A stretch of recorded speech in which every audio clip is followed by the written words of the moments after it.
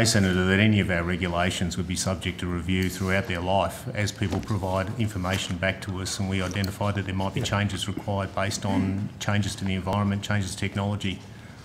Yeah, and the beauty of reviews is that you're listening, you're out there, and as long as they're not just a rolling thing that you could, because of the uncertainty, we want to get to an end date. Do we have an end date that we are actually trying to achieve, or is it just see how it goes? I'm trying to get as many of the issues that are being identified resolved in this calendar year as I can, Senator. Okay. Now, once you have completed it, and I know this is an open-ended question because we don't have an end date, what is the timeline before it will be made public? Some of the identified areas are being made public right now. No, I know they're identified, but when the review is completed. Senator, we do have a slot for a regulation amendment at the end of this calendar year. We have a proposal for... End of this calendar year? Yes. Like 2 days' time or something? Calendar year. Month and by the end of December. Year. Oh, calendar year, sorry, calendar. Sorry. Okay, and great. we have a planned amendment to the Manual of Standards by September of this year. All right. The AHIA have critical issues they would like addressed and have proposed the following. One is expanded testing approvals to include Grade 2 instructors and those who held relevant qualifications prior to implementation date. Correct? Correct. Yep, okay. Fast-track exemptions in relation to low-level operations and flight testing for winch, sling and rappel, did I say that right? Rappel operations, and create a pathway to allow pilots to obtain an ATPL in Australia, potentially by the way of an exemption for the MCC course for the transition period. Am I right there? Those are issues, Senator, yes. Yep, okay, that's great. Now, so does this mean you do not have the examiners in place to conduct the MCC course at this stage? Senator, there's you're referring to the ATPL flight test? Is that yes. what you're referring to? ATPL yes, helicopter, I think, in particular. Is that correct? Helicopter started with, then I'm also now talking about the ATPL. Yes. Senator, the process has been put in place for applicants for the ATPL flight test to approach the Flying Standards Branch to make arrangements for the flight tests. We have conducted a small number of flight tests so far, and we have people available to do the tests, but the number of people asking for tests, specific tests, is quite low. Okay, so you've got the examiners there. There's no yes. shortage. They're all in place and ready to go. And Senator, can I say that plans are in place to prepare another 17 flight examiners, I have to say mainly in the aeroplane sector. Yep. And that will be conducted over June, July and August. What about the helicopter sector? We've got engagement with the helicopter sector on them, but I'm not aware of a group that have progressed in the same way that the aeroplane people have. So how many helicopter examiners do we have available now, or you have? Yes, so Senator, the approach is that these ATPL flight tests can be conducted as part of the routine training and checking activities of an airline or of an operator. And we brief a person who is, if you like, a testing officer for instrument ratings or other things, which is common in these operators. And they would then conduct a flight test after that briefing and preparation. So CASA doesn't have to do them ourselves. Okay. We can get people and have got people in industry to do those flight tests. Okay, so there's no shortage there for the MCC that you've got and the ATPL you've got? There's no shortage that I'm aware of, Senator. Okay. But we're happy to take information from anyone who has it in regards to where we need to address these type of issues, Senator. Great, that's what I love to hear, thank you. All right, so Chair, I don't have a lot more, but I will go through them. I understand the cost of the course is around $9,500, is that correct? Senator, I understand that one course is established a fee in that vicinity. One course? That course that I was referring to, okay, yep. That's my understanding, Senator. I understand that we have 2 other courses that are in the process of being approved, and I'm not at all aware of the cost of those. How would I find out, Mr. Crosswaite, the cost of those other 2 courses? I imagine, Senator, when they make their positions known to the industry, to the public. They make their positions known? Yes, they would. Who's they? The other operators providing the courses. The commercial okay. entities. Once they get Senator. approved. So they're working on it, but we don't have a... All right, Correct. okay. But we do know that you said in the vicinity of 9,500, so... That's my understanding, Senator. I'm not sure. The specific All right. number. So you don't have an exact... Would you like us to get an exact? I'd like an exact one, please. Certainly, If you Senator. can do that for me, Mr Skidmore, if we can do it before we leave, that's even better. If not, that's fine. No stress on that one. And what I would like is an explanation for the basis of the cost structure. These I don't are expect you to commercial have- entities we're talking about, Senator. Beg your This pardon? is not a CASA school, this is a commercial operator. No, okay, I understand that, but do you have any idea of the basis of the cost? All I'm saying is I remember when we got a few dollars from the Howard government, which was greatly appreciated in the trucking industry, and the whole idea of delivering the money for training was spot on to recognise the skills of our truckies and forkies. The only problem is when you lease it outside there, it's a licence to print money for some unscrupulous training providers. So I just want to make sure that it's all kosher. And I'm proud to use that word kosher, and there's not a big heap of fleecing going on. But you have no idea of the cost structure? Certainly happy to have a look at, see if we can get that information for you, Senator. All right, okay, thank you. And they could be real genuine people doing it for a good dollar. I'm not degrading them, but my vast experience with training providers has left a pretty sour taste in my mouth in terms of value for money, but anyway. Are there any other costs associated with the MCC? I'd have to ask Roger that. Not with the MCC, Senator. None at all, just that one-off cost for the training, no other costs at all? That's if the person goes and does that course, Senator.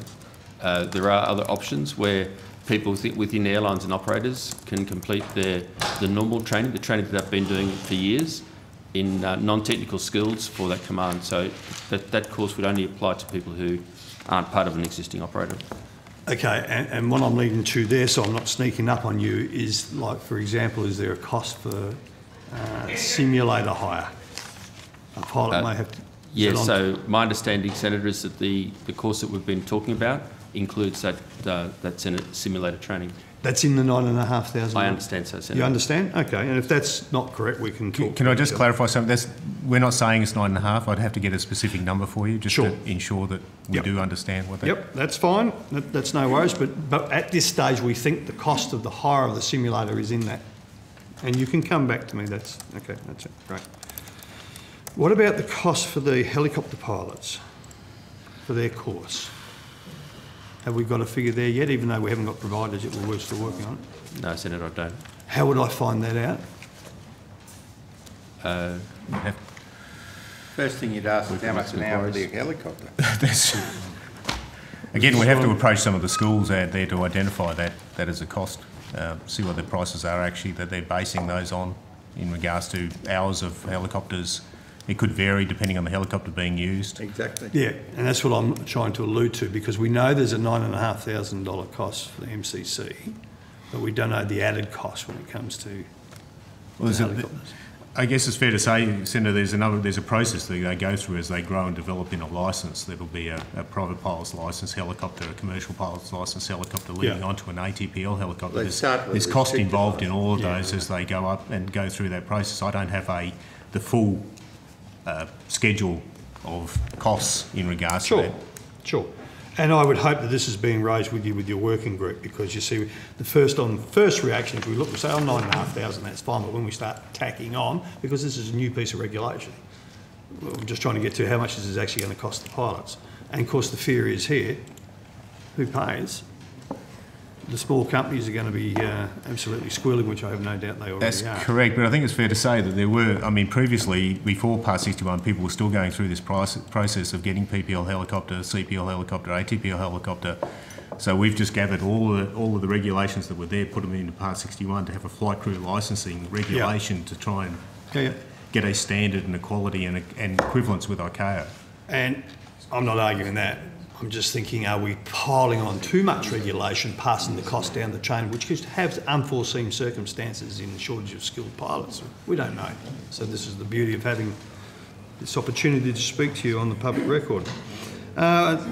What impact will this have on the industry if pilots don't have the capacity to pay the dollars in order to apply for a position? Have we thought about that as CASA? That would have been part of the initial discussion in regards to the regulation, the impact of the regulation. If it was considered at the time. Because I've only got 2 more to go. Was it considered? I'm sorry, the chair was just... I would have Grab thought my that would be attention. part of a regulation impact statement that would have been prepared at the time of the regulation if it was required at that time for that regulation. I'd have to confirm that, Senator. Okay, because what I'm getting the feedback, it's put an enormous pressure on the pilots, as I've said, which could lead to a shortage of pilots. So one is, would assume everyone listening out there hanging on every word from both sides of the table, that would be part of your working group. Is it part of the working group conversations and issues? It is, Senator. It is, Mr. Crossman? Yes. Okay, all right. But you can't answer that yet. That's okay.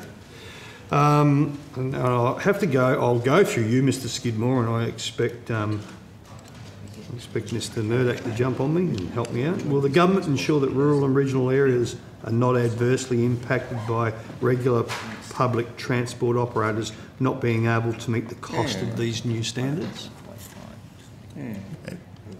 That's a question I can't answer, Senator. Okay, let me say I've flagged it, and I know that there are questions taken on notice, and I'll wait for those answers to come back, but I'm flagging that we're not sneaking up on you. This is a real issue for as RPT operators. Mr. Murdoch, did you wish to? No, I Okay. think the government's well aware of those concerns and is equally concerned to make sure this doesn't impact the regional services. On the working party, is there any government representation, or it's just CASA? I would expect only CASA, but is there any other government bodies? My indications are only CASA. Yep, that's right. Okay.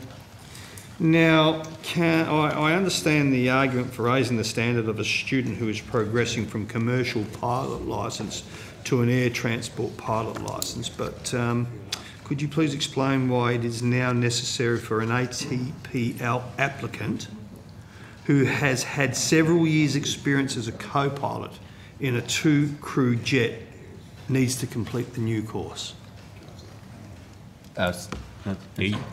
Senator, a co-pilot in an airline or an operator that has a training and checking system would have completed the requirements for that multi-crew cooperation training and would not need to do any additional training for that regard. So just so I'm right, so a co-pilot in a 2-crew jet doesn't need to do this new course?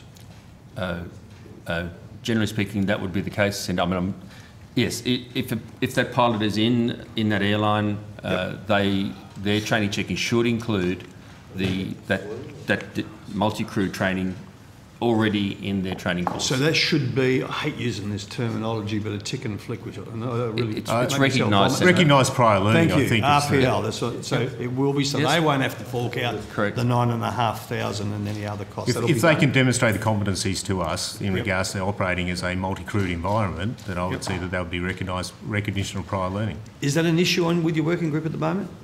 No, Senator, it's not. It's not? Okay, Not that I'm aware all of. right. Tremendous. And my last 2 questions, has there been a catalyst for this change? A change in relation to... To sorry, now Senator. bringing in the MCC? Because it is a new It's regulation ICAO. that you've just put in. It's bringing it up to ICAO standard, my understanding. ICAO.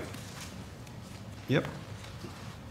Were there any incidences involving pilots in this situation not operating at the required standard?